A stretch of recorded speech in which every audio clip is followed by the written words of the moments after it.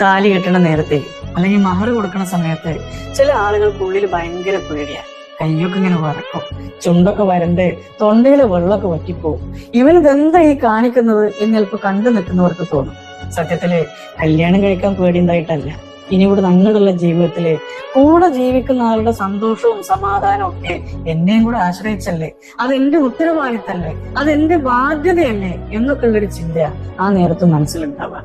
സത്യത്തിലെ ജീവിതത്തെ കുറച്ച് സീരിയസ് ആയിട്ട് കാണുന്ന ആളുകളുടെ ഉള്ളിലെ കുറച്ച് റൊമാൻസ് ഒക്കെ കുറയും എന്ന് വിചാരിച്ച് അവര് നിങ്ങൾ ഇട്ടിട്ട് പോകുന്നില്ല, നിങ്ങൾ ഒറ്റക്കാക്കൊന്നുമില്ല.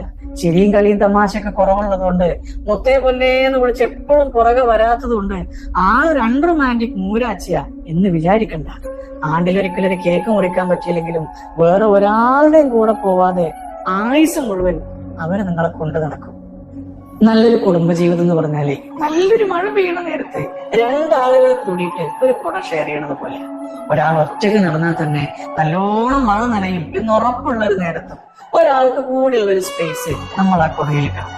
എന്നിട്ട് കൂടെയുള്ള ആൾ നനയാണ്ടിരിക്കാൻ വേണ്ടിയിട്ട് അവര് രണ്ടുപേരും പരസ്പരം ചേർത്ത് പിടിക്കും. മാക്സിമം അവര് ചേർന്ന് നിൽക്കും.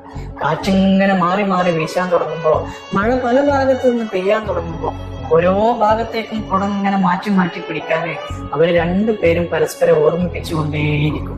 വർത്താനം പറഞ്ഞ് നടന്നിങ്ങനെ പോകുന്ന നേരത്തെ അവര് രണ്ടാളും ചെറുതായിട്ട് നനയണമൊക്കെ ഉണ്ടാവും. പക്ഷെ അതിൽ ഒരാൾക്ക് പോലും ഒരു പരാതി ഉണ്ടാവില്ല. പ്രിയമുള്ളവരെ, എത്ര ചെറുതാണെങ്കിലും ഒരാളെ കൂടെ ചേർത്ത് പിടിക്കാനും അയാളോട് പരമാവധി ചേർന്ന് നിൽക്കാനും നമ്മൾ ശ്രമിക്കുമ്പോഴാണ് നമ്മളെ കുടുംബങ്ങളൊക്കെ കുറച്ചുകൂടെ ഭംഗിയുള്ളതാവുക, അല്ലെ?